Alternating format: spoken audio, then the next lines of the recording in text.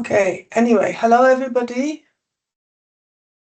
We are trying to still figure out a few technical issues, but we are very happy to see you all with us in this first of an LDnet series of webinars, 2025 webinars, which is focusing on citizens' participation from Arnstein's letter to co-everything. Okay, I'm back on. Okay, Peter, good to have you with us. We actually have with us three illustrious speakers. Peter Ramsden, who is the president of LDnet and who will be also introducing to a large extent the topic to us, and who is the author of the idea of actually starting our series of webinars with going back to the basics, trying to start with the understanding of participation and trying to start with that, going then to examples. And then we have Marijana Sumpor from the city of Zagreb, who's going to share her example. And we have Giuseppe Pace, who's also an LDnet board member, but he's also from the Italian Research Council, the Institute for Research on Innovation, and what is the other part? Giuseppe? Services to Development. Service to Development, sorry, yes, indeed. Okay, so I will stop sharing the title slide in a moment. I would just remind you, we are recording this meeting, so if you disagree with the recording, of course, you don't have to uncover your screen and show us your face, but we would very much otherwise like to see everybody's faces, and especially for the discussion part, and to see who is with us. We had a significant number of registrations. I don't know if we already have. We have about 40 people now in the room, but maybe we'll have even more joining. And if you want to ask questions, put them in the chat. It should be possible. The chat has been enabled for all the participants. And after the presentations, I think you will have a chance to participate in the exchange. And I think that's it from me. Just I hand over to Peter to lead us through the agenda and the first presentation. Okay, thanks very much, Urszula. I hope everyone can hear me now. And can you see? Yes, we can. We can. You can see my presentation. No, not yet. Because I can see it, but is it showing now? No. Do you want to send it to me quickly, and I can share it for you? Okay. Sorry about this, folks.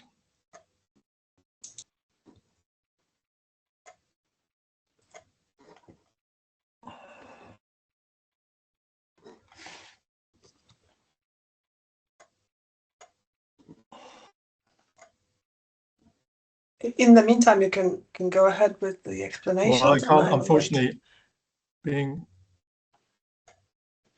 I'll just try sharing once more.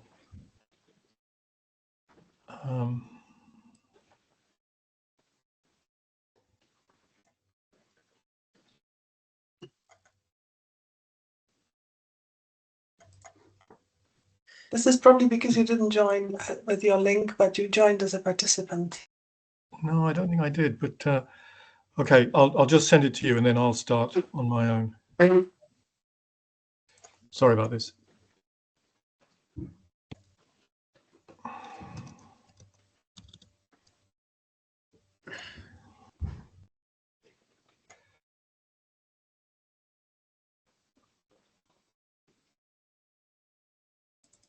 Apologies to all our participants. Okay, I'll Sorry, be with you in a second.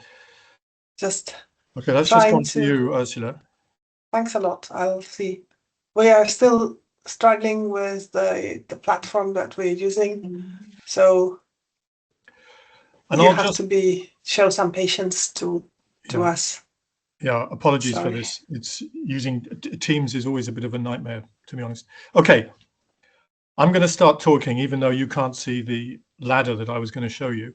And very soon, that ladder will be visible. And I'm going to start with just describing some context. So the ladder of participation dates from 1969. And it's interesting, we're doing it this seminar, one day after the inauguration of I don't know if he's the 47th president now. And the ladder was developed in the context of Lyndon Johnson's presidency, where he had rolled out a Great Society program. And it included the famous words that the program was to be delivered through maximum feasible participation. And Sherry Arnstein was presumably a fairly young member of the Housing and Urban Development Directorate working in Washington to deliver different parts of the program. The first part of which was around community action councils, of which 1,000 were set up.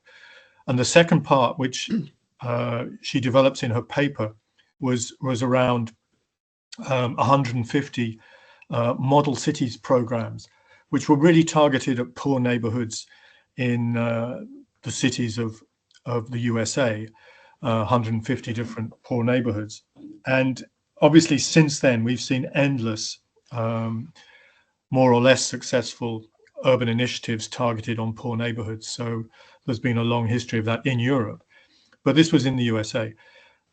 Writing in '69, when the program was pretty much being dismantled by Nixon, who'd won the '68 election after Johnson decided not to stand again because of the Vietnam War. She came up with this idea of the ladder. Is the ladder now showing, Urszula? Well, I hope so. Can you see it? Yeah. Yes. Okay, great. And you can see that she has 3 broad categories and then 8 positions on her ladder. And she says in the paper that went with this, that there could have been, in some places, there might have been 150 rungs on the ladder, and in other places, fewer than 8. But essentially what she's saying is that, and one of the major critics of the ladder is to say that it's a bit normative. It implies that being at the top of the ladder is better than being at the bottom. But at the bottom, she has manipulation. She goes up through therapy, informing, consultation, placation, partnership, delegated power, and what she calls citizen control, which you could see as something like shared power. And by looking back at particularly the Model Cities program, she identifies that nearly all of the 150, at this point, I think only 75 had actually been delivered, that most of them are in the sort of bottom half. So they rarely reach even placation. The majority are often manipulation, therapy, or informing. And she highlights 5 or 6 which are near the top. I think 15, she says, fall into the category of citizen power out of the 75, and the rest are either tokenism or non-participation. Now, for various reasons, and I would argue probably because of the visual representation, using I don't know if you can properly describe it as an animation, but using such a visual coda, this has had widespread, it's become very widespread, although very few people ever go back to reading her original paper, which was very context specific and in this period of experimentation, really, in the US in the 60s. And remembering that period of experimentation ended in riots in most of the major cities, and particularly in the bigger cities. So this was a period where the the problems of segregation, of discrimination, of civil rights had really come to a head. And despite the actions of the Johnson administration, things in the neighborhoods became, literally boiled over. I'll just go through what she means so that we can have a slightly better understanding. Can we go to the second slide, Ursula, or the next slide rather? Is that it, or? Let's go to the next one. So these are just a few quotes from her original paper. So non-participation, or manipulation and therapy, as she goes into the different parts of it. In the case of manipulation, their real objective is not to enable people to participate, but to enable power holders to educate or cure the participants. And it's important to understand that at the time, poverty was seen as often almost like a disease, that it was a fault of the individual. People hadn't yet come to an analysis of poverty, that it was, in a sense, a systemic result of the form of capitalism that they at the time were going through. She goes on to describe a lot of ad hoc bodies like neighborhood councils were being set up, and we've seen these more recently in Europe. These bodies frequently have no legitimate power or function, but are used to prove that grassroots people are involved in the program. So because the program had asked for maximum feasible participation, they had to show that it was happening. And she highlights how often, for example, the number of meetings, the number of participants in meetings, the number of community surveys, and how upset people were getting by the fact that they were being surveyed all the time, but nothing was changing. And she goes on to say about tenants groups are used as vehicles for promoting, and this was more under the therapy part of her definition, that tenants groups are being used as vehicles for promoting control your child or cleanup campaigns. They're diverting from dealing with arbitrary evictions, segregation, or repairs, which are real issues on the estates, towards things that can produce, in a way, they're recruiting the tenants to provide a service for the state in this case. And I think one of the things I would point out is that manipulation happens at all levels of the ladder. The idea that it's the worst case, in fact, you can see manipulation even happening up at the higher levels of citizen control. Can we have the next slide? On tokenism, she has three different rungs. She talks about informing and says this is obviously important. Without information, people can't make decisions. But she'd seen lots of examples where experts replying to questions in public meetings, the equivalent of what we would call perhaps town hall meetings now, use their jargon and their expertise to baffle the audience, and they don't really understand why a particular decision has been taken. So she says things have to go beyond informing, but it's a critical precondition, I suppose. On consultation, she describes how inviting citizen opinions can be legitimate steps, but needs to be accompanied by assurances that concerns and ideas will be acted on. And here you see the often problem, which we still have. We had a consultation in my street here in London on whether we should have paid for parking to replace the free parking we'd previously had. And my street massively voted against imposing a new parking levy.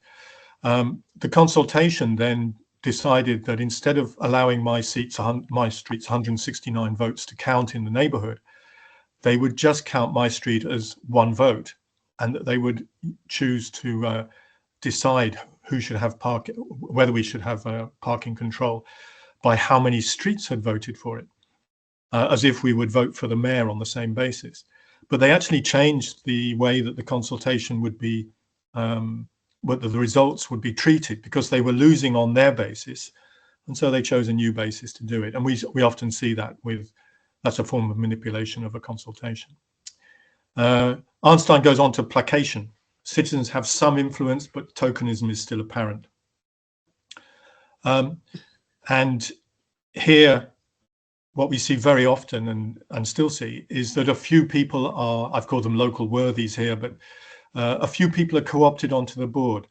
or to the committee or to the group that's making decisions. But they're not really seen as representatives. Often they're there in an individual capacity, and usually they're in a minority, so they can't actually outvote the big stakeholders, which is typically, in this case, the city itself. Let's move to the next slide. And here we see where she thinks in the case, but I think it's important to see that it's context specific. In the case of the Model Cities program, that there should have been degrees of citizen power. There should have been a shared management or a shared delivery, or what we would perhaps now call a co-production of how the money should be spent, how decisions should be taken. And here she sees 3 levels. And I think Giuseppe will probably highlight this later, but it's important to separate participation from partnership. So partnership here, she says, here we have some level of shared planning and decision making, but the community still needs to be well resourced and have some technical assistance. And she thought about, what is that, about a fifth of the original 75 model cities had reached this level. But she also points out, in these cases, the step to have partnership was taken by citizens. It was power that they had taken and was not really offered by City Hall. City Hall had to give it in response. And then delegated power, where a decision has been taken, where decisions will be handed down to a group, or they either have dominant decision-making authority, or they can, through a majority, or they can veto.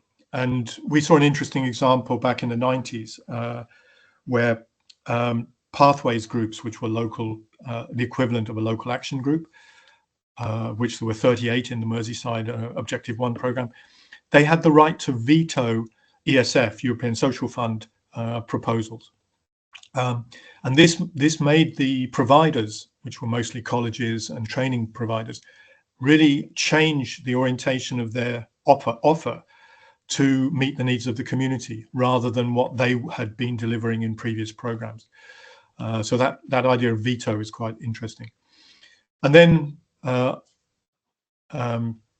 Arnstein's highest level is citizen control. And I think this one is perhaps badly framed or badly phrased compared to modern parlance.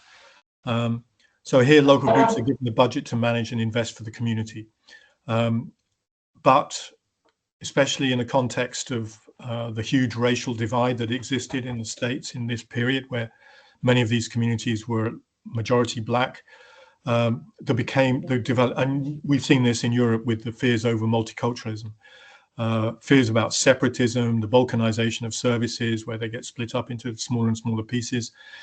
And also you get these sort of what Arnstein calls hustlers, and I would call mini Napoleons. You get the sort of self-elected representative who also is the head of a community association, who's basically angling for resources within the program.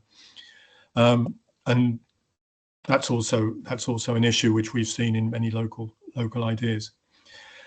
So that was her framework. I'm going to very quickly just tell a quick story that I was involved in back in the 80s, and then perhaps introduce co-production and then pass on to Marijana, who's coming next. So I worked on this housing estate, which you can see in the top left-hand picture is that was the condition it was when I first started working there in 1980. I was, at the time, without giving too much away, I was 24, and this was my second job. I'd also worked for the housing department for the local council. So I was a relative expert on housing by then. This estate was what we called a sink estate. It had gone downhill from its heyday in the 30s when it had been opened as Heaven in Hackney. When I first arrived, I was met by a pack of dogs who tried to see me off the estate. I was there for an interview, felt a bit uncomfortable. There was rubbish everywhere, stuff just being chucked out of windows. The estate was leaking. It was a mess. What then happened was one of the first, both community architecture, but also community involvement housing estate regenerations in London. and possibly an early one for European standards. And you can see the bottom left is the estate after modernization, with these stripy brickwork on the new lift towers, everything cleaned up. It probably helps, I think, that it's a color photo. A pitched roof, because the roofs had been a problem of condensation. And what had happened in the process was that both through the work my project had been doing, but also working with the tenants, and we were actually employed by them as community organizers, but also the architects had an open community approach, and were the first time they'd used private architects. The estate was essentially transformed. And instead of everybody wanting to leave, which was the situation when I arrived, most people wanted to stay, and they moved into a new flat after it had, or a regenerated flat after it had been modernized. But there are some interesting subtexts here. We had the stakeholder steering group with representatives of the tenants. They were involved throughout, although I have to say, they rarely reported back to the tenants unless we produced a newsletter to tell the rest of the tenants what was going on. So they became like an elite group of tenants. It wasn't even the whole tenants association. It was about 6 of them. So the tenants and myself and the architects, in fact, organized a massive campaign, which included a march on the town hall to maintain resources, because they were going to be cut. We were in the early 80s, and Thatcher was by now in power. And at a crucial point, the architects intervened in the governance of the Tenants Association, because the leader of the tenants, a guy called Jack Davidson, had wanted to take the architects' work back in-house, so give it back to the council's own architects. The designs had been finished, they'd been accepted, the contractors were about to start on site, and it was a big contract. And at this point, after a day visit to the architects' other works in London, they convened a meeting in their own offices of the tenant committee, and basically a no confidence vote was taken by that committee in Jack, their chairman. And this coup helped them maintain the contract that the architects badly needed. Now, is that manipulation? I don't know, but it certainly meant that they had the contract through to the end. And if you see the picture on the bottom right, Prince Charles reopened the estate in 2008 and maintained a relationship with the architects right through to their demise in the 2000s. Let's move to the next slide, and I'll just briefly introduce co-production. I think we'll skip this one. I've covered most of that. So instead of the ladder, we now much more often talk about what I've called co-everything, but you'll hear words like co-production, co-design, co-creation, co-management, and for years we've always had co-finance, because that was a European requirement that member states would co-finance EU funds, or vice versa, depending on how you see it. But co-production is perhaps the strongest of in the sense of the most well-developed of the co's. And here's one definition, but there are many others online. So co-production is a collaborative approach to the development and delivery of services where people with lived experience are involved at every stage. It can be used in public services, healthcare, media production. It can be used in almost anywhere. But you'll also hear co-design. People like Ezio Mazzini have really taken co-design very far, not just in the concept of design itself, or what we normally think of as design, but in the idea of service design. And the idea of this approach goes beyond consultation by building and deepening equal collaboration between citizens affected by or attempting to resolve a particular challenge. And the users become the experts, or are the experts of their own experience, and become central to the design process. I think the key feature when properly done, of all the codes, is that the key ingredient is the involvement of users, citizens, as equal participants in the design, production, or management process. So actually saying we're not just listening to you, but you're actually going to be involved in every stage of delivery of this service or of this transformation. I think I've got 2 slides saying the same thing. So just some conclusions. Firstly, the ladder is a useful starting point, and I think it sometimes helps us to see through the trees of something like my parking example. Were we really being consulted, or had they already decided they were going to implement a service charge, a parking charge in our street, and we were just being told and carried along? They now have that covering the entire borough. There were some holdouts for a while in the Hasidic Jewish community, but everybody is paying now for parking in their own street. There are arguments, by the way, for and against that policy, but the point is that we weren't really being consulted.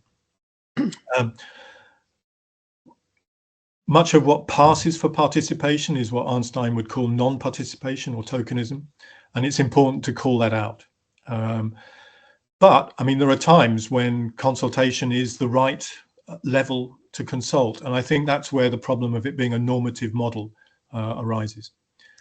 It was very much, I think it illustrates how the ladder itself, which is highly visual, has perhaps been more important than the words it contains. So the idea that there's a bottom of the ladder and a top of the ladder was a really brilliant idea from her. But I think it was very much of its time, and things have moved on. And let's never forget that yesterday's inauguration, I think, illustrates this, that participation can have a dark side.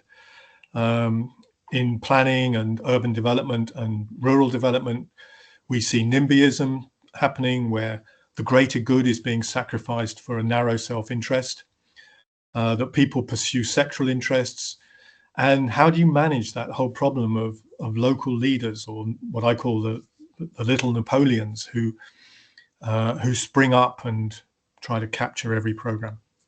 I'll stop there, and I'm sorry I've gone slightly over my time, but I will emphasize that there will be time for questions and discussions in the final half hour. So hang on, and I'll pass on to Marijana Sumpor from Croatia, who's going to tell us about what they've been doing to move from, in a sense, a very centralized state under communism, and even in the post-communist period, 20 years post-communism, to loosening up and trying to engage more with their citizens in the city of Zagreb. And then we'll move on to Giuseppe at the end. Marijana, over to you. Hello, can you just signal me that you hear me well? We can hear you very well, Marijana. Thank you. I will upload my presentation. It's just a few slides that will make me, it will be easier to tell you a short story in 15 minutes, but there's much more behind it for sure.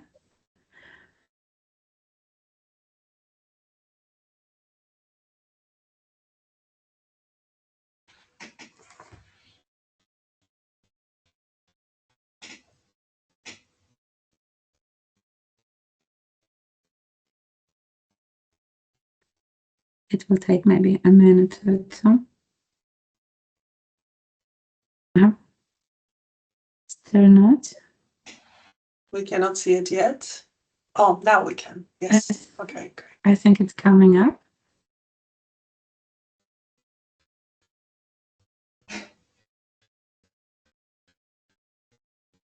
Okay, good.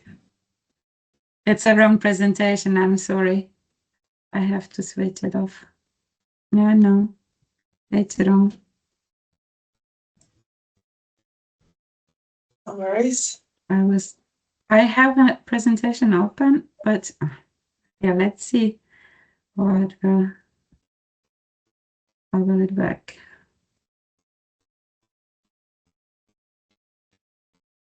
The screen. We can see it. Yes, it's up. You just need to put it in the full screen mode. In the presentation, just hold on. I cannot reach it. Hold on. Just click on somewhere on the screen, and then you will Yes, but it's hidden behind the comments of Teams. I have it now. Yes. Okay. Good. I am going to tell you just a few fresh information on the most recent project, which was implemented during the last year, regarding citizen participation and participatory budgeting. And it's a process which is going on the lowest level of governance in the city of Zagreb. Just a few words about me. I'm currently in the city of Assembly of Zagreb.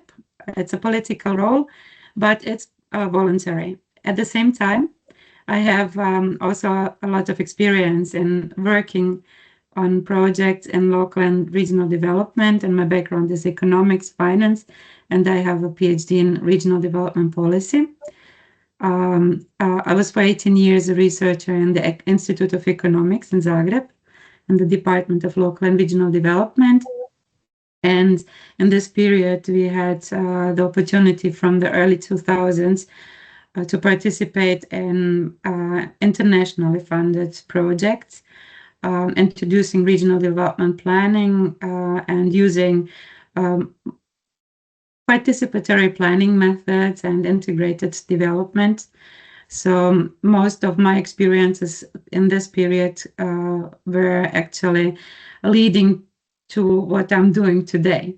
So in 2018, I left the institute and became more or less a freelance consultant. My colleague Irina Jokic is also listening to this presentation. We are doing evaluations, trainings, and lecturing primarily in the public sector in the field of integrated development, and we are basically working on all levels of governance. So we work also with municipalities and regions, as well as with government, with the president's office, with the national level. So in that sense, we are covering all the levels. Since 2015, we started to establish an evaluation society. So a lot of our work is focused also on applying our research and consulting experience in policy and program evaluation, as well as projects.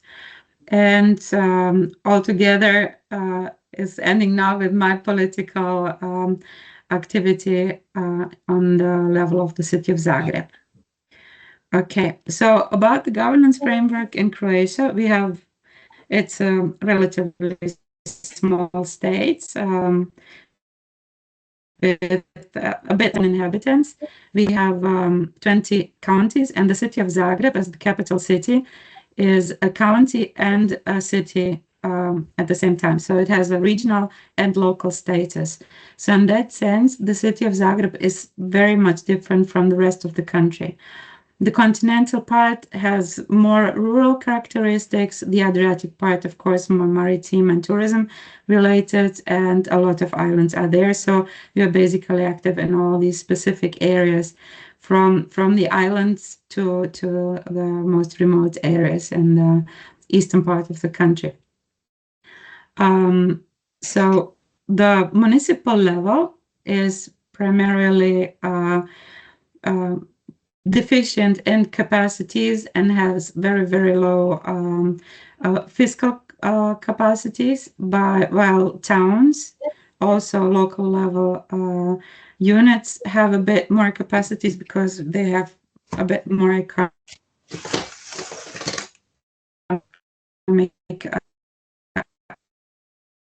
activity, more or less coordinating bodies with the budget, but lower than the cities which have more inhabitants, for example. So there's a category of big cities, the city of Zagreb, Split, Rijeka, and Osijek, and the mid-level towns which have also a function of the number of inhabitants and budget. The city of Zagreb is much more advanced than all.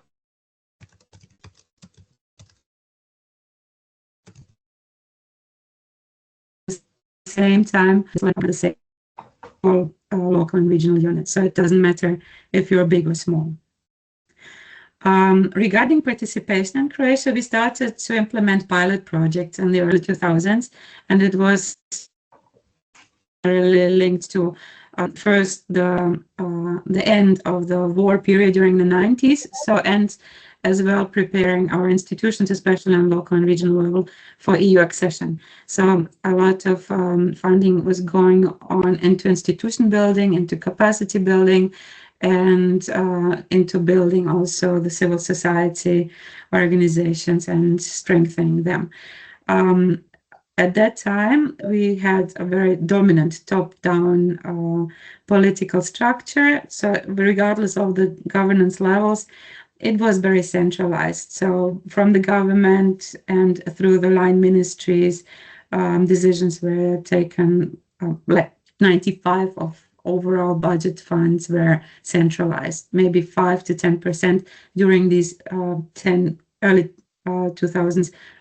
Maybe 5 to 10% were going to the local levels, and from these 10%, 5% was covered by the budget of the city of Zagreb. So this is also influencing how the political structures are seeing the local levels as quite weak and not that important, while at the same time participation is a bottom-up process.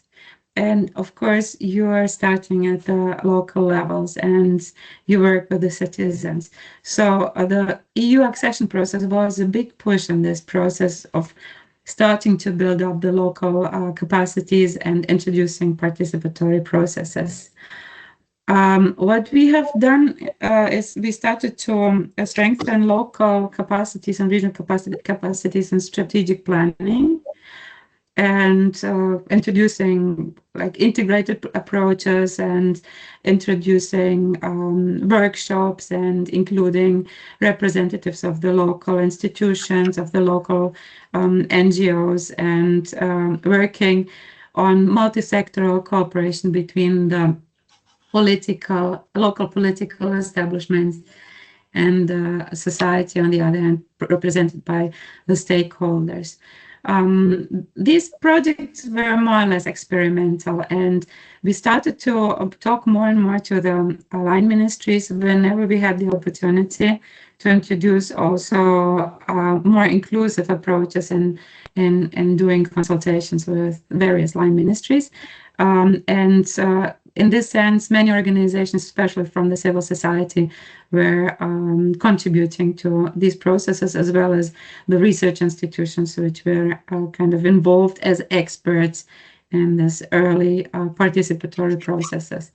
There is also a big area of participation being introduced from 2013 onwards in spatial planning, as well as in local development, but through the EU accession process and EU funding mechanisms, more and more emphasis is put on consultations, stakeholder consultations, and establishing partnerships, and especially connected to the strategic planning frameworks, which were later on also in 2017 we got an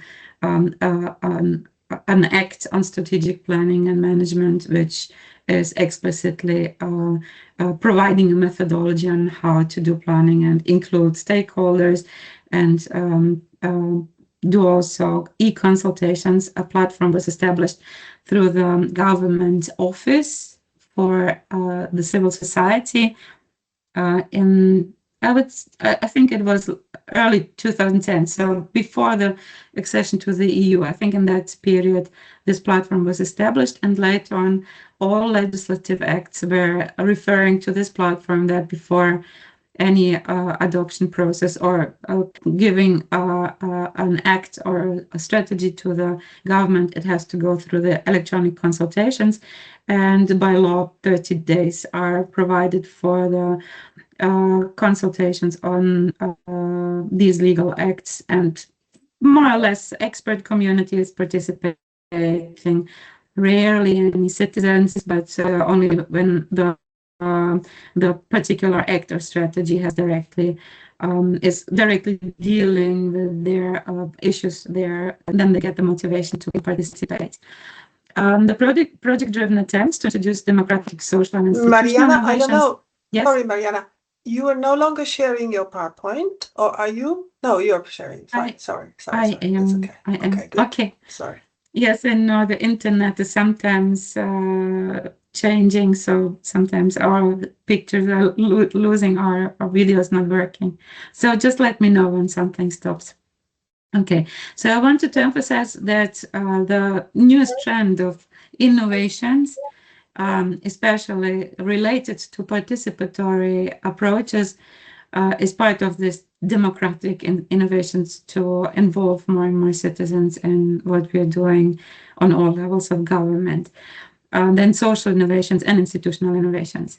In the city of Zagreb, we started with participatory budgeting, but this is not something new. It's going on for the last 10 years, especially the academic society and researchers started to promote these approaches and write about it and start with pilot projects in towns which are places across the country which were interested or had local leaders which were open to more inclusive approaches.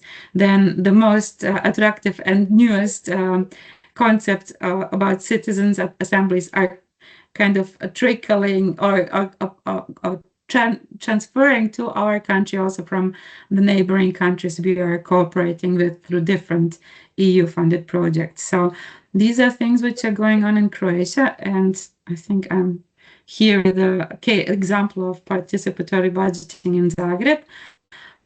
It was a pilot project introduced last year.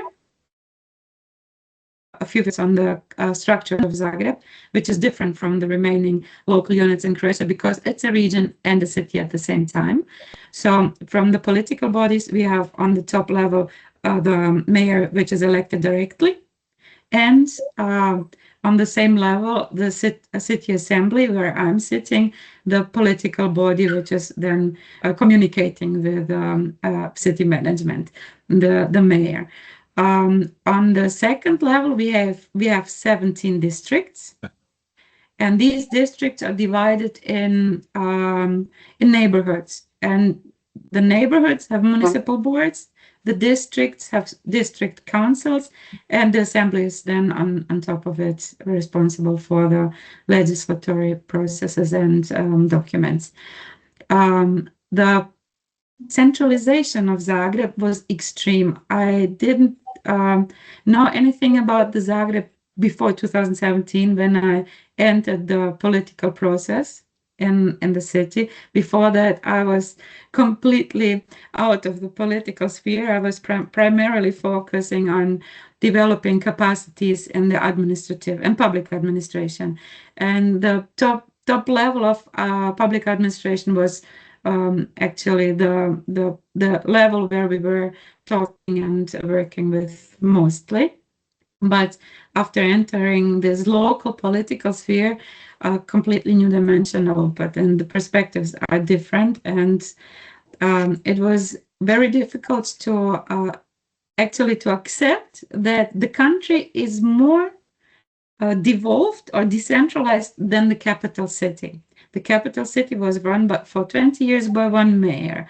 All the processes were, we were talking, Peter and I were talking earlier about the manipulation which is taking place on all levels of the ladder, because there are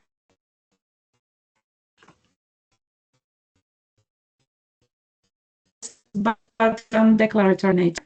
There, it's also token saying that you have participatory workshops, you're including citizens, you're including stakeholders, but basically you have always the same group of people sitting around the table, and they're only consulted. It's more or less a one-way process, and it's not the real thing. So I think this project, which we started last year with the participatory budgeting, is something new, and it's really opening up the model for involving citizens from the neighborhoods and enabling them to raise their voice, to discuss things of their interest, and to get really the opportunity to be included into the processes. So the citizens have direct influence on the decision making, on the spending of part of the public funds allocated by the city budget. And this is done in a way that they identify challenges in their neighborhoods, propose project solutions, and participate in the selection of projects to be financed through the voting process. And the main objectives of this process are to increase their involvement of the citizens in the decision-making process, increase transparency, identify and solve challenges in the city district, as well as improve the quality of life of all citizens, especially the socially vulnerable groups.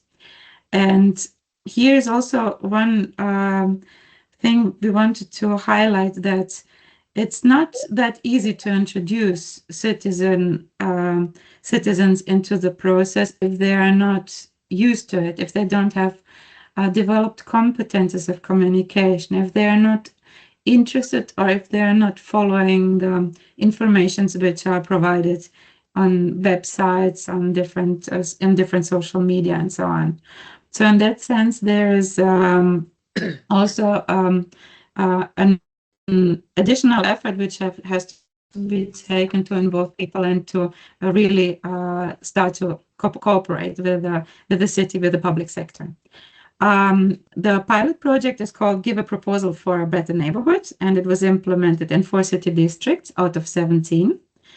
It initiated during October, a process where the citizens could propose projects, and these were reviewed by the city district councils. So it's this mid-level between the municipal boards and the assembly.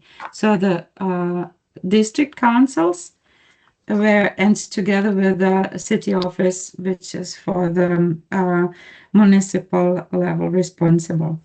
The projects can be financed as part of communal activities of the district and fit into provided financial resources and are allocated on the city parcels. The projects were then end of November collected, and a voting system was introduced.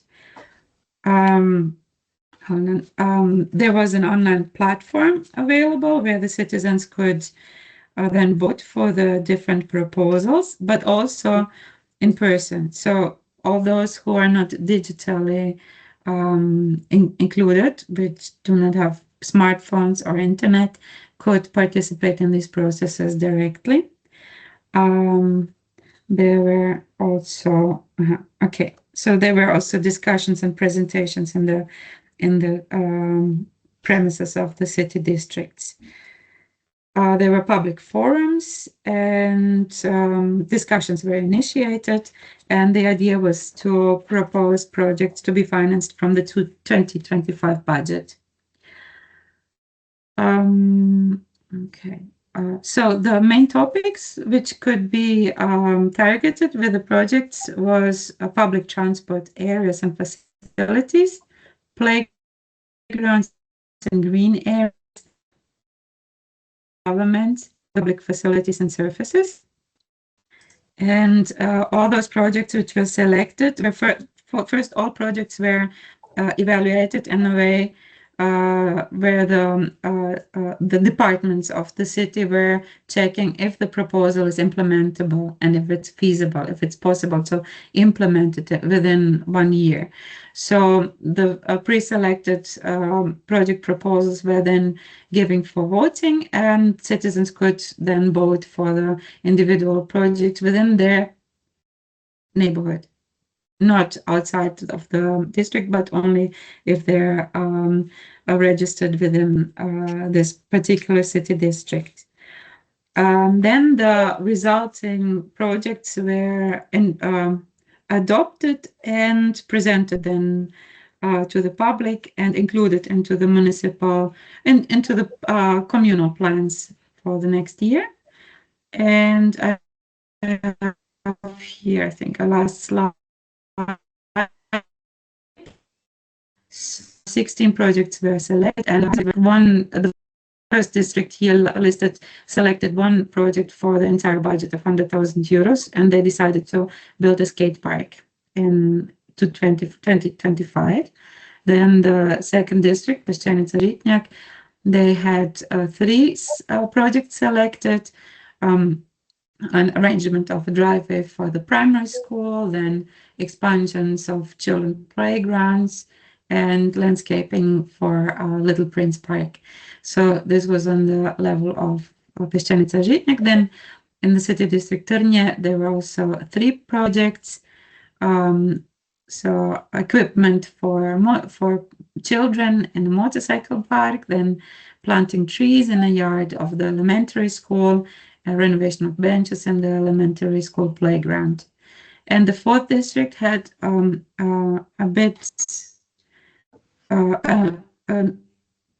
few projects.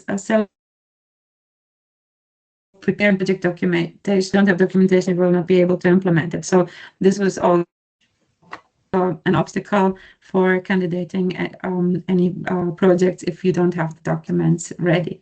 So they have selected a few of them for the pedestrian path, for reconstruction of a playground, and then for tartan track in the park. And this is the fifth one. Is from my perspective as a mom with kids going to school, drawing a no-stop zone, and for example, marking tracks around schools where you cannot leave your car, so kids can pass there. Then installation of a fence around the playground, and so on. So the 4 districts had certain budgets which are in line with budgets for annual capital investments. The city districts have at the same time also budgets for infrastructure maintenance and so on. So these budgets are much higher than these. But for this particular pilot project, these funds were allocated, and the citizens could decide on it. So these are a few words from my side. I'm just stopping this. I don't want to talk longer, so we can have a discussion later on, and I can answer your questions, which will rise later on. Thank you. Thanks very much, Marijana. And perhaps we can move straight into Giuseppe's presentation, and then we'll have some time. Yeah, thank you, Peter. For questions. And I will try to be fast in order to maintain time for questions. And also in terms of, I'm going to share my presentation. I hope that we can find. Okay. No, just no. There's so many. Okay. Okay. Here we have. Okay. Do you see it? Yeah. Okay. Yeah, now it's in. You have this presentation. This is in this mode, which is with 2. Okay. Okay, that's good now. Okay, but we go back. Here we are. I'm sorry. So I will start from a different perspective, because I'm going to discuss about heritage-led participation processes with the experience of Naples. And I come from the experience of planners. I'm a planner. I'm a deliberative planner. Sorry. And what I don't know if many of you knows what means deliberative, but means basically work and learn with others. So the idea is inside our approach of planning is power with.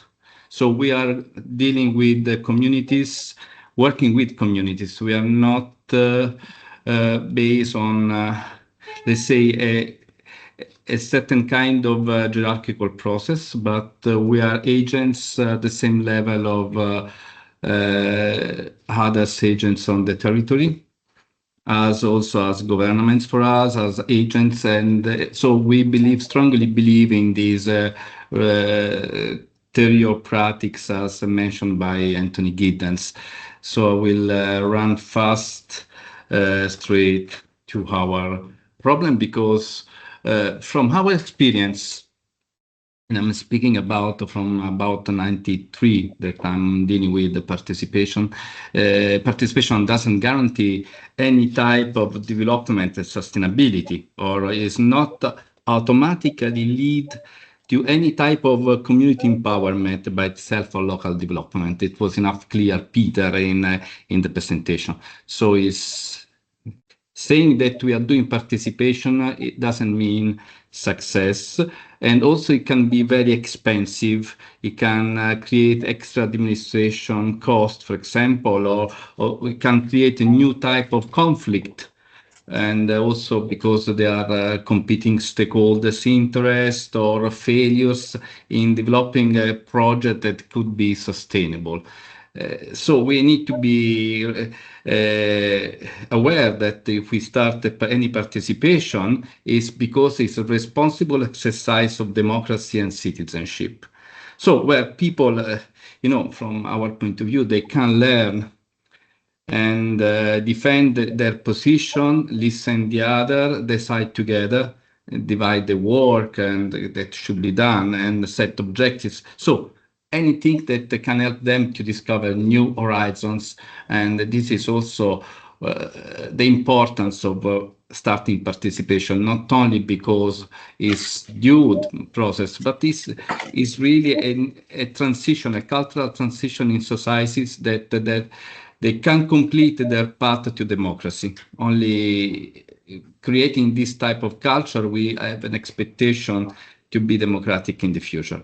So, and also, you see the PowerPoint, we put emphasis in our interactions, not in what we as experts know, but how we can distribute our knowledge, and not in our ability to solve problems. So we are not going on site and telling them solutions, but how we open the debate about problems.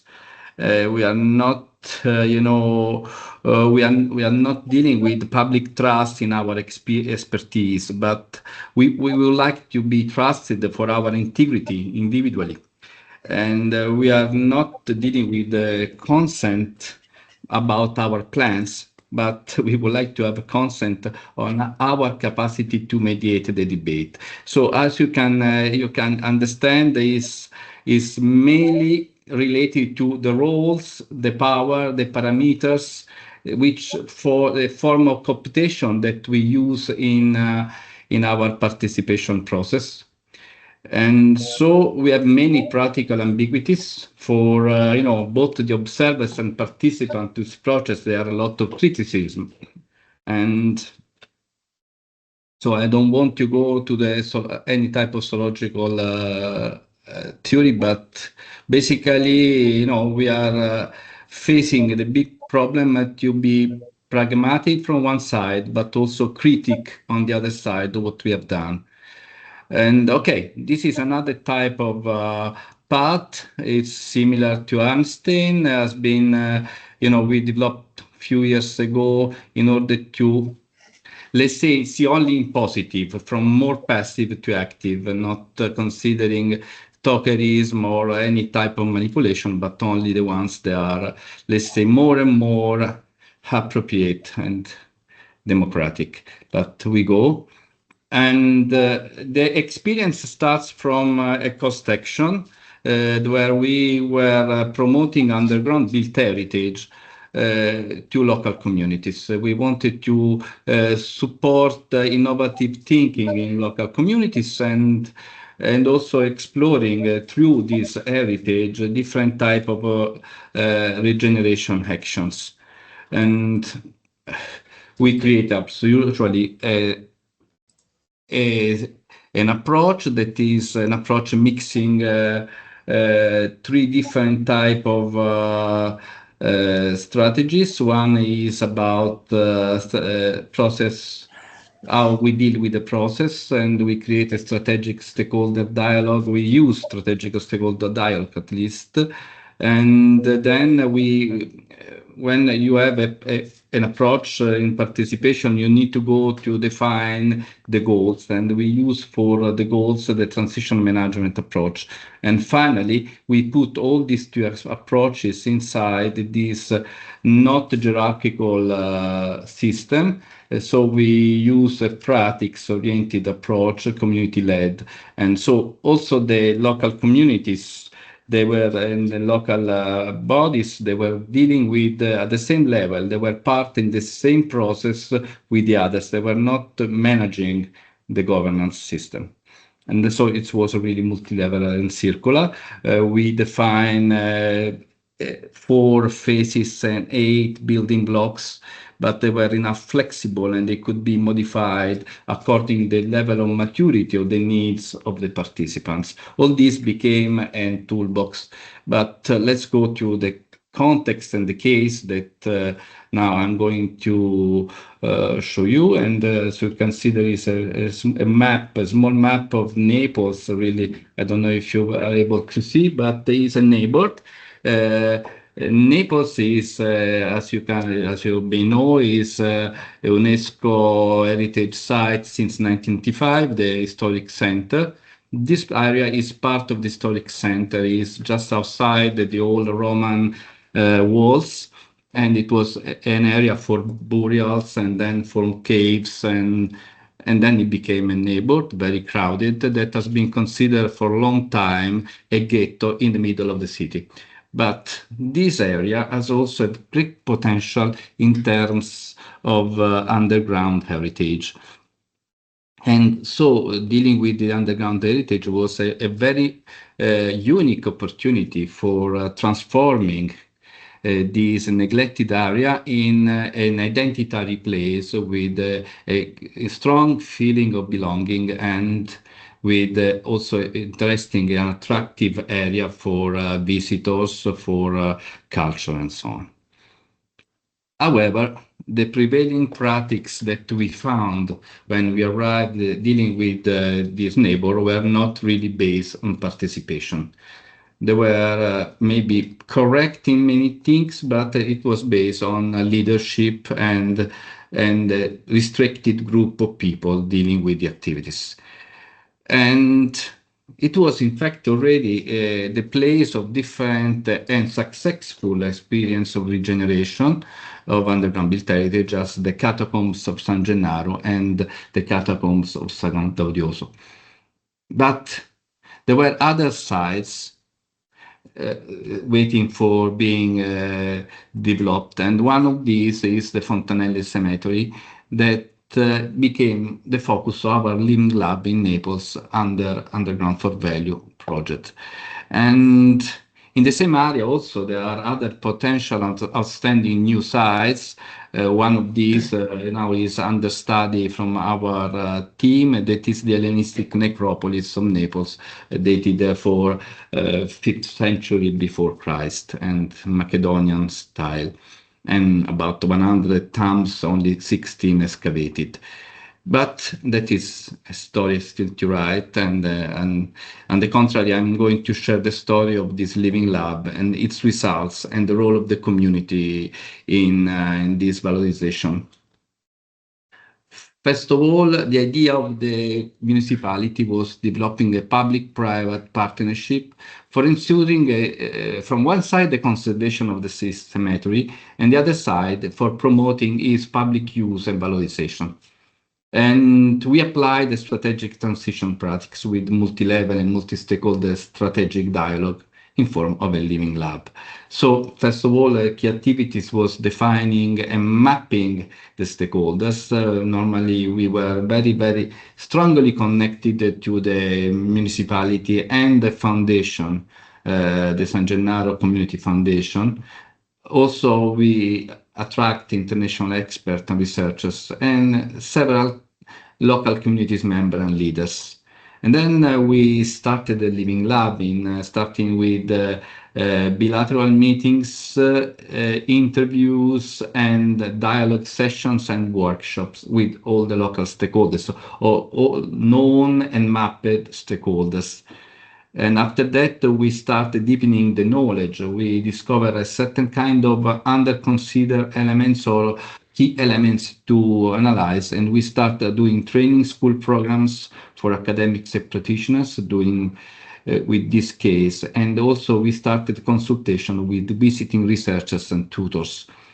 And as part of this activity, we structured different options, and we supported the municipality in developing and writing the partnership agreement with the parish that was supposed to manage this site that is also religious.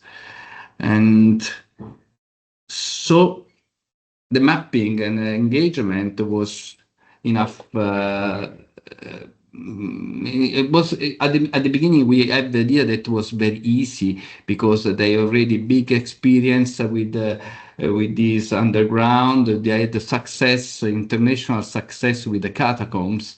So we imagined that local participation was enough mature, and so we didn't take in a very big consideration the mapping of the stakeholders. We went only later on to search for other stakeholders, other potential stakeholders in this process.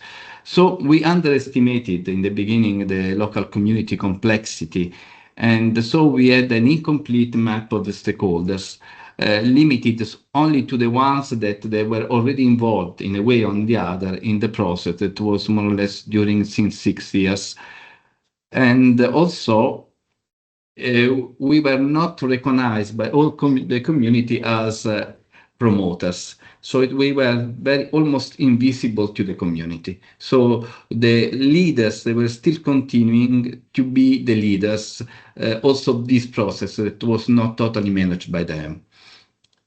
They were the starting point. We had 3 meetings plus a final workshop, and with many municipalities member. Let's say we had 3 departments of the municipality working on this. One, it was the culture department. The other one was the environmental protection, and the other one was infrastructure department. Plus, also we had the financial department.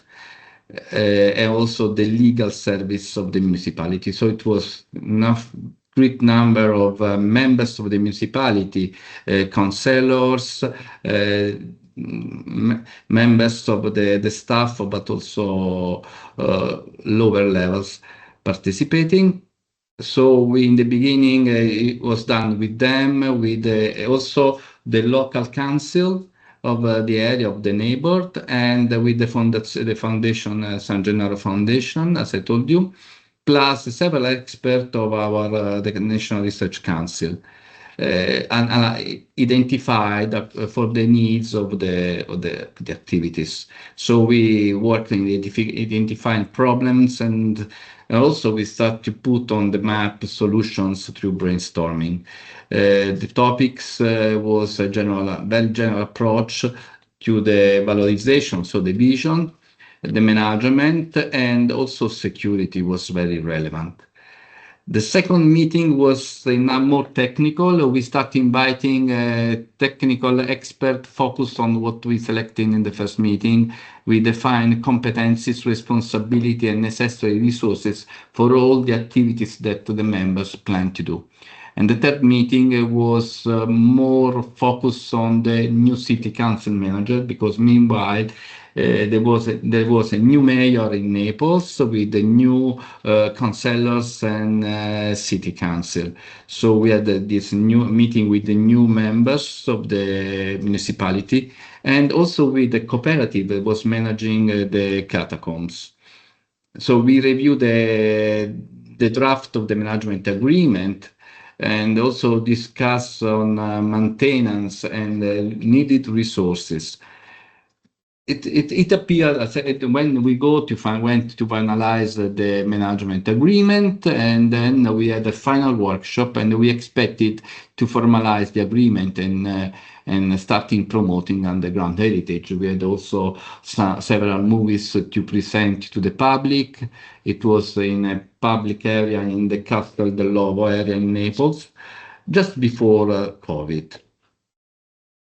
But nothing happened at the time. For signing was not arrived yet, and it was a good moment for learning lesson, also because COVID arrived, everybody was basically at home, and we expanded the mapping of the stakeholders and also started including more different participants.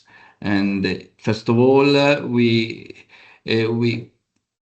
analyzed that many participants were not involved, and they were the participants coming from the spiritual, cultural, and scientific side. So these values were not shared, they were not really at the first place. There was a strong preference on tourism, on business side, on employment, but not on let's say on the identity side. So they imagined that identity was coming with business, but and so we start working in changing this part of the process because of COVID. And meanwhile, also we had this changing in the municipality. They start doing a structural analysis of the site, and also the site was closed, and it's still closed since March 2020. So we had a critical reflection on the agreement. As I told you, we identified the gap, and we start meeting with the excluded key figures of the process. We start demanding for more inclusive approach to site management, also for strengthening historic and cultural values, and we overcome the previous partnership agreement. The municipality published a public tender for a special public-private partnership, and about that we organized a workshop, and the 31st October 2023, a partnership agreement between the municipality and the cooperative La Paranza was signed. And meanwhile, we publish a book and we present the case at the Italian TV. And this is in very, very short. I try to be very, very short in presenting, but I'm open to questions, and I will interrupt my screen. Okay. Thank you. Okay, thank you very much, Giuseppe. Could you just go back to your slide, which had the five or so stages in it? Because I think it's an interesting sort of development from the original ladder concept. You know the one I mean? Just this, yes, but I have to share it again. And I wanted to bring in a few people from the audience. We've had some. Just go back to the beginning. This one. Yeah, this one. Just leave that one up. Yes. So it was this one comes from just before this project, because we developed in Ghent. Okay, but it's about 10 years ago, more or less.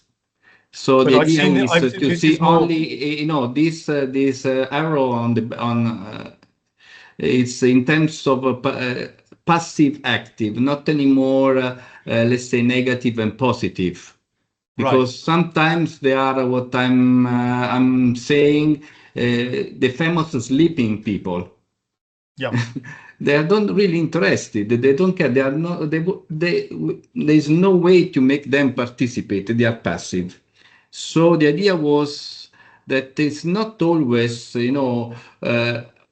needed to arrive to empower, because sometimes you have no community to empower.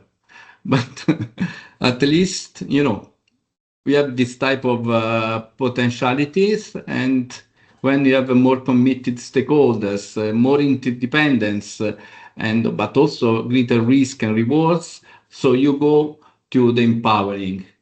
but leave it there, Giuseppe. I want to bring in some members of the audience who've raised issues in the chat. Okay. And particularly Radka, if she's still there, and also Yes. Anna Wilczynska, who I think might be Polish from the name. If you two are there, perhaps you could put your microphones on. And Radka was pointing out that there was a major problem, but I think in Belgrade, Yes. about delivering public participation, and implied that it was more because the city was not sufficiently behind it, and was congratulating Marijana on making it happen and making it at least work so far in Zagreb. And I think it was Anna that was talking about what capacity building is needed for local administrations, or I might have got that the wrong way around. No, that was me, but Anna was giving an example from Warsaw, and I was talking about the capacity building, or starting with Joanna. Of course, she started this whole session, series of exchanges. And you also have Simona with her hand raised, but I think Radko is ready to jump in. Go for it, Radka, and then we'll follow up later in a moment with Simona. Radka? Can you hear me? Yeah. Yes. Thank you very much for these nice presentations. This reminds me of my several parts of my professional work on participatory planning. What I put in chat was dedicated to City of Belgrade and participatory budgeting, which failed. Regarding participatory planning, there were nice attempts and nice results in last almost 2 decades, but mainly supported through international projects from UN Habitat, from GIZ, EU Pro Plus, UNAPS, and I've been working on such projects. I enjoyed that very much, and I enjoyed this discussion very much. One more thing. You mentioned the training of administration and citizens. What I faced in my work with different actors during planning procedures, they were not those who were against participatory planning. I faced some kind of resistance with colleagues, planners, who prefer their technical knowledge and who can hardly adapt to new conditions or work with others, to hear and to somehow respect other kinds of knowledge. That was my professional experience.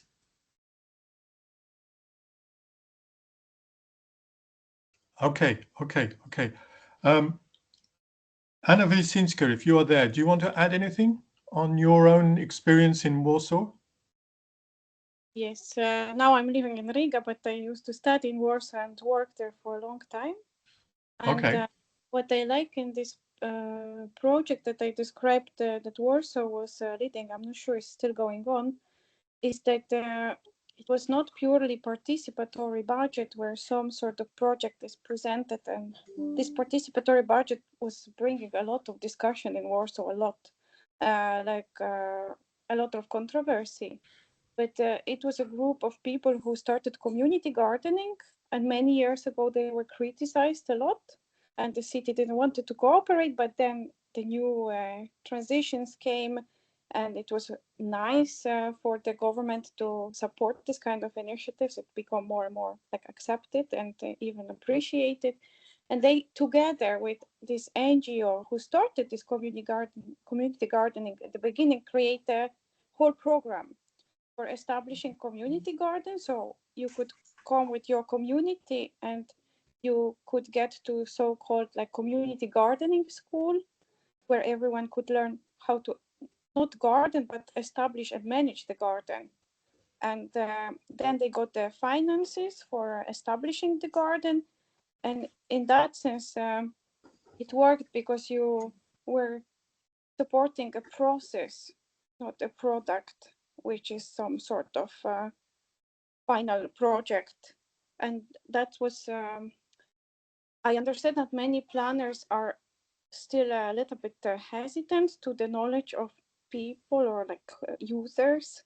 And to me, it comes a lot with this environmental law, where it's hardly or not so often until now discussed with people, but to find a common understanding. But in landscape architecture, at least in Poland or in Warsaw, we were trained a lot in participatory designing, and now almost every design studio in Warsaw that I know, they practice participation and they have a sociologist on board. And this is quite a normal part of our education, a normal part of our job. At least in Warsaw, I haven't seen it so much in Estonia or Latvia, where I'm living now in Baltics.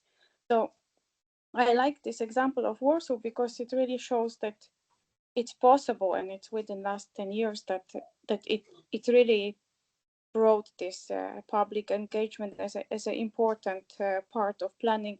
And I guess if you ask someone from Warsaw, they would complain for something, but being outside and knowing about all these processes and coming back there, it seems quite inspirational. Okay, good example. Thank you. There is also a good experiences coming from a project in Turin, which opened up land that was not being used for community uses, such as for gardening, for play spaces, for small sports facilities, and that was funded in the last period. I had there are a number of points. There's Simona has raised her hand for quite a long time now. Okay, maybe now that we've Giuseppe, could you close, because I can't see all the hands. Could you close the yeah, that's it. Thanks. Because I also have a point coming up from Martin Ferry, and a few other people had raised the issue of participation. And then there's also a more existential issue coming from, just trying to find the one. Yeah, Martin's raising the question about timescales, and Neslihan Ozen has a deeper question, which we'll perhaps finish on. So go to Simona first, and then perhaps we'll pick up the others. Thank you, Simona. Thank you very much. Thank you all, first of all, to Martinos for this very super nice invitation. To all of you, all the best. I'm very impressed with the presentations. I loved the little Napoleons, but they are not, they are in big and various shape and size everywhere. And I also, I think the US now has the biggest one, yeah? I also like very much this experience, the tree experience, London, Croatia, and Naples. And I have a specific, not necessarily question, but something to think about it. I cannot not relate the lack of participation with the frustration that is so huge now in all areas, big or, I mean, all communities are very frustrated.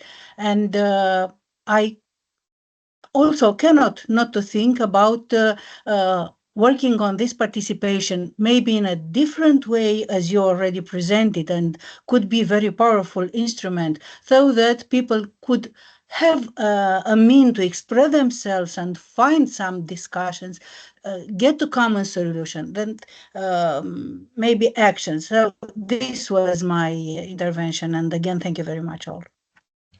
Okay, let's just, there are a lot of different people with points to raise. I've got also Roman wanting to say something, but I'll come back to you, Roman, in a moment. Can we bring in Martin, if you're still there, just to talk about the question of how to fit this into cohesion policy, the problem of long timescales for involving citizens, and we see this with CLLD in all of its forms, that it takes communities time to get organized, often years, in fact. Martin, do you want to raise your point? And then perhaps after that, we could move on to capacity building. which a number of people have raised. And I'm going to ask if we can go over time by 5 minutes, because we messed up with 5 minutes at the beginning, thanks to my presentation not loading. So it's just so that we can hear everybody. But Martin, over to you first. Yeah, thanks, Peter, and thanks everyone for this really stimulating discussion.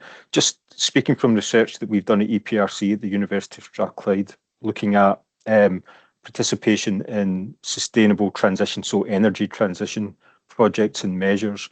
This was just one of the things that we found from looking at the EU's Just Transition Fund, which made funding available for this and encouraged participation to take place, but set strict deadlines for spending the money. So you use it or you lose it. You have to absorb, the public authorities have to absorb that funding quickly, or they're at risk of not being able to access it.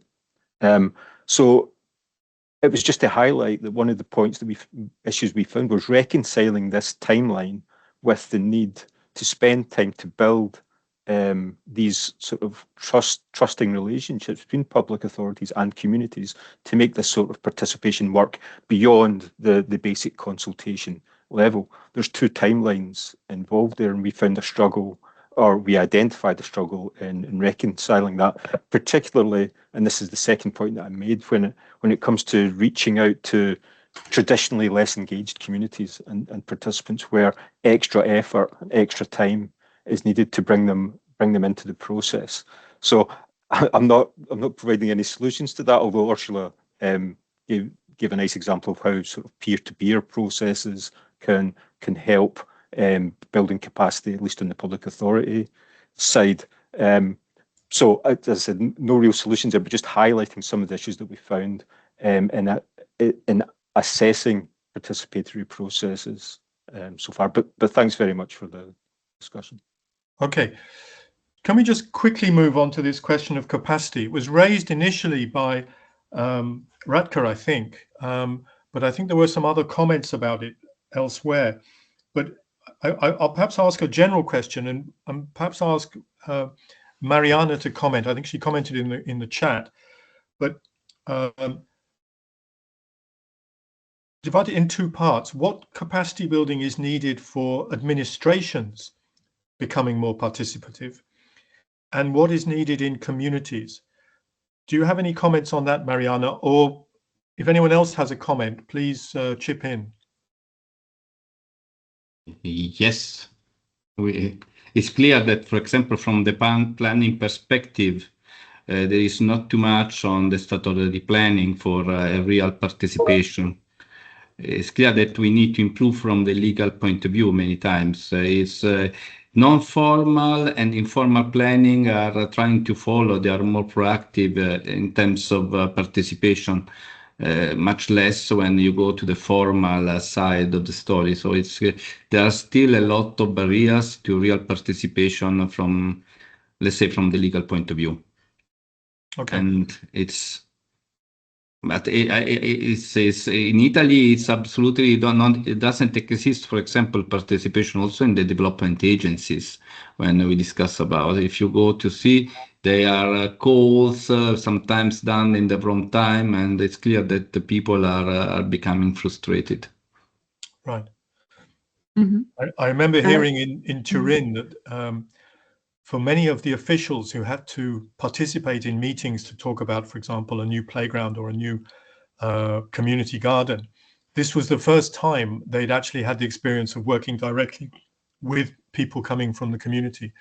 And I think that's obviously things get better when it's not the first time and you've had a more experience.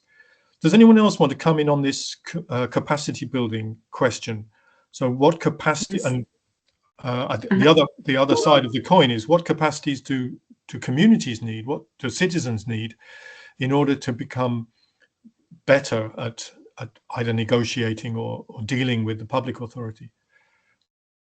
Peter, I hope my connection is good now. Can you hear me? Yeah.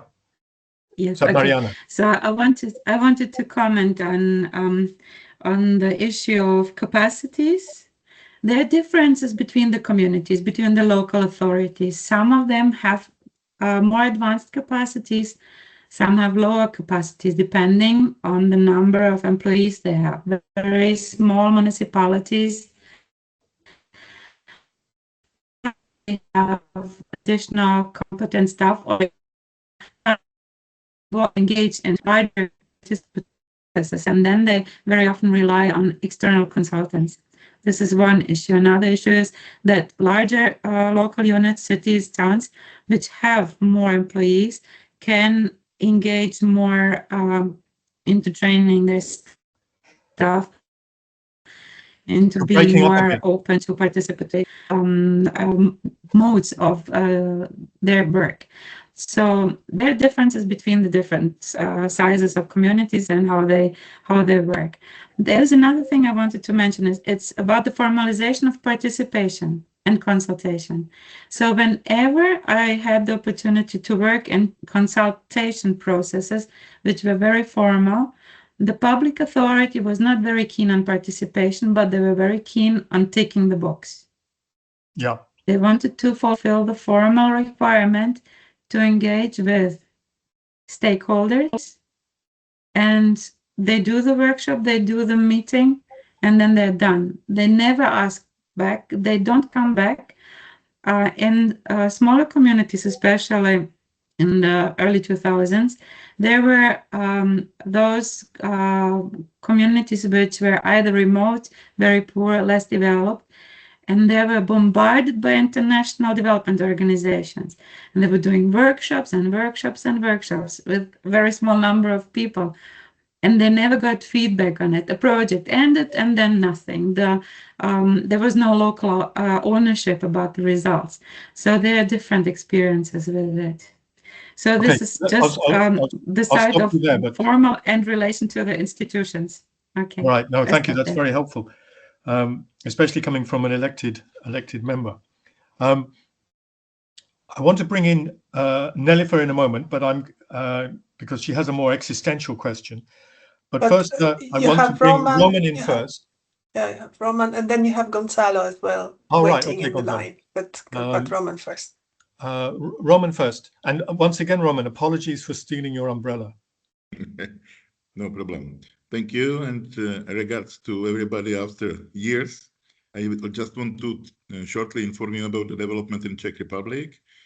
We started to run CLLD in the urban areas. We have 7 cities in which we are practicing European Social Fund with the €4 million budget, cooperating Ministry of Labour and Social Affairs and Ministry of Regional Development. It's pioneering, and we will see. Secondly, I am now partly involved and partly have a job in the Office of Government of Czech Republic, and I care for the project of improving the partnership between the NGOs, organized citizen society, and state in the European funds. It means partnership agreement and partnership principle. So we are working on these improvements. We will see. And maybe the third one, we organized the conference about the participation, citizens' participation in the Czech Senate. And we saw very growing interest of the state. So we had approximately 100 participants last year in June from 11 ministries. And now we are trying to collect them to one conference, email conference, in which we will try to help them, because they are losing, and they are lost. They don't have information, education, nothing. And it seems that they will be happy to have something as a, can say, training and help desk center in the Office of Government. So we are trying to push the office to prepare a project for this, but we will have the elections in October. So we will see if it will be, the situation will be changed. But now the Office of Government is somehow leading the possibility for the improve the participation, citizens and NGOs participation for the state. It's not working with the local, but we are prepared. We are prepared now to be partners and to have a project with everybody who is interested in this. Thank you. It's good to hear some progress finally in Czech Republic, and congratulations on the CLLD. I'll bring Gonzalo in last, but just if Neslihan wants to just contribute her, I'm not sure if it was a question or a statement, but just to say, we don't really have much time to answer it, but let's have it on the table anyway. Neslihan.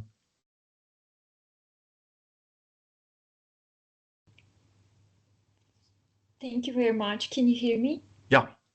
I just had the urge to highlight the power relations that is created based on who has the knowledge and therefore has the right to decide what's going to be done during the planning processes. And usually when we think of participation, we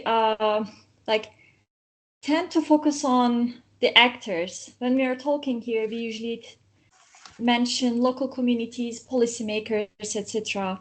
But I think they are not just like a bulk of folk. There are also different opinions, different needs, different assets within these communities as well. And when we just say local communities or policymakers, when we categorize them as one big group, I have a feeling that we are missing some nuances in the discussions.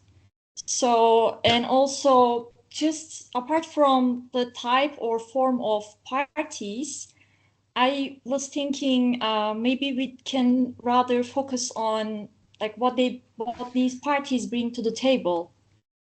And apart from just valuing the knowledge and expertise, we actually have experience of local communities, which is very, very important for applying meaningful policies. So I was just thinking, shifting our perspective and imagining participation not based on the parties, the type of parties, but based on their assets, and trying to suggest a kind of meaningful participation, at least relatively more meaningful participation, where the needs of the people, of different groups of people are, clicked.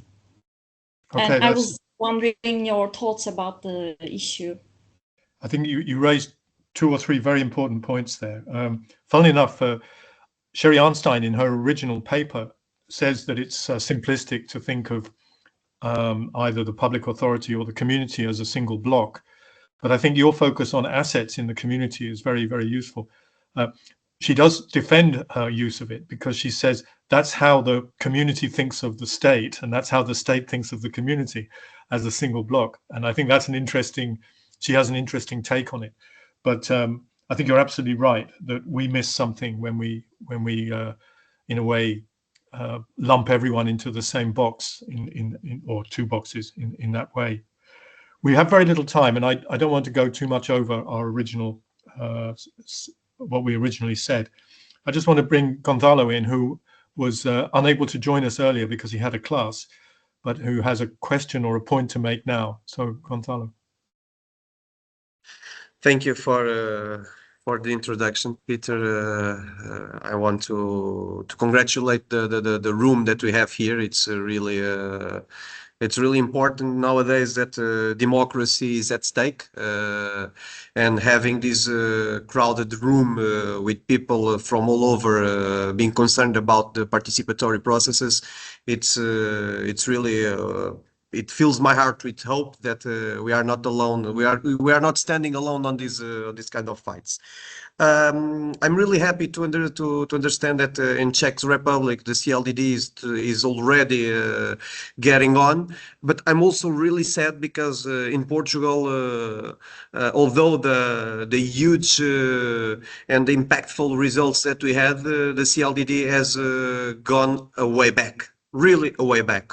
As you all know, we had 34 projects running up in Lisbon from 2020 to 2022-23, more or less. But our government, they just erased the instrumental, the financial instrument that grant us the possibility to bring that money on board, to spend it, to invest it in the neighborhoods that we are working. So the first question that you asked, how might we as a civil society to be more participative, to have a more effectiveness on how we participate? I would say that we need to know how to lobby.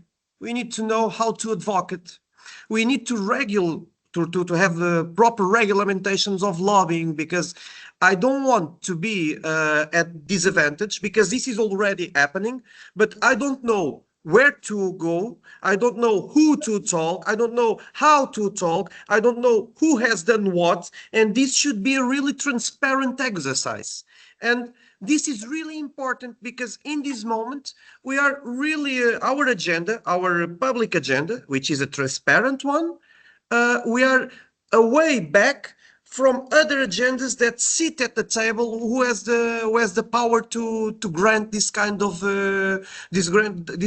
political decisions. So lobby and advocacy, I think it's the main, because I'm talking from our needs, and I'm not talking about what might we need. No, right now in Portugal, I'm needing to know how advocate for this battle, and I don't know how. I'm being completely sincere. I don't know how. We are tired. We are somehow a little bit down. I'm not saying that we are not putting up a good fight, but we can always be at the peaks of our energy levels. We are going to reach another peak of energy level, but right now we are really sad, because we don't know what to put this fight with. We are doing it with strength, but we want to do it with strength and also with strategy.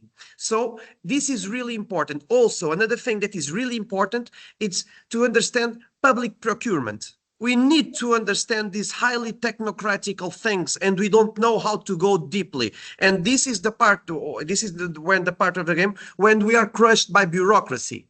And if we cannot eradicate bureaucracy, maybe we should learn how to properly deal with that. And that is the capacity building that we are in needing of. But also, this is a two-way street. The public powers, they need to understand what participation means. And participation, it's not informing. Participation is to listen and to wrap up the things that you have listened for your co-citizens, and to bring that on the paper, to bring that on the decision. And on the agenda. Also, sorry, I'm going to be really quick. And also, it's really, really important to have small steps, but steady ones. We cannot expect to have a huge park, but we can have small parts of that huge park being done, because participation in the families, it's not the first thing that people are talking about. People talk about their personal problems, about their family problems. They talk about football. They talk about reality shows. They talk about a lot of things. And participation in democracy comes on 7th or 8th place on this bucket list. So we need to put this on the top, or at least a little bit higher. And to put this on a little bit higher is, people need to see something happen. For me to expend 2 hours of my time to go on assembly, if I don't see anything happening, I would go there another time, because I'm a crazy guy from participatory processes. But I'm a minority in my country, so this has to have like really impactful things. Although they are small, they must be communicated and highly celebrated. But I would say advocacy, and lobbying, it's the main thing that we need on the community level.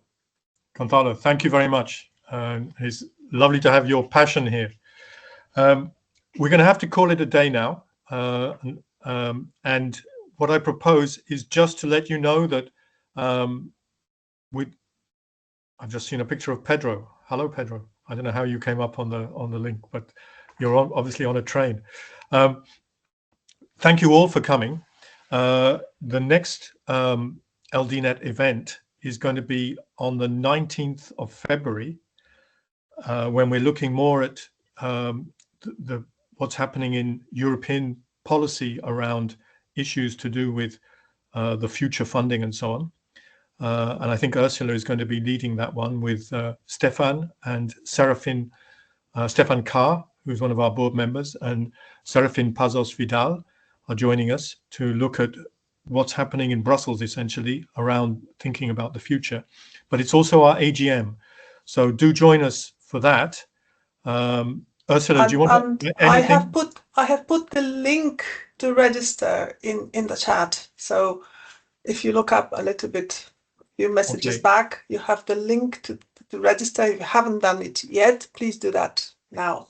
And in that one, we'll have like an hour of discussion with those two invited experts on the issues, and then there will also, after that, there will be the formalities of the AGM to look at the annual report and so on.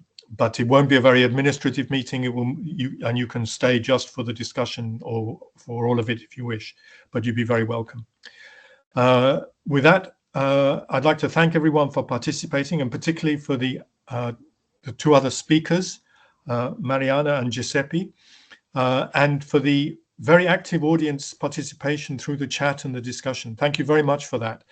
And it gives us a lot of things to think about. So thanks, everybody, and have a good evening. Thank you, Peter. Thank you. Thank you, Tor. Thank you. Thank Bye-bye. you. Bye. Thank you. Bye. Thank you. Good evening. Bye-bye.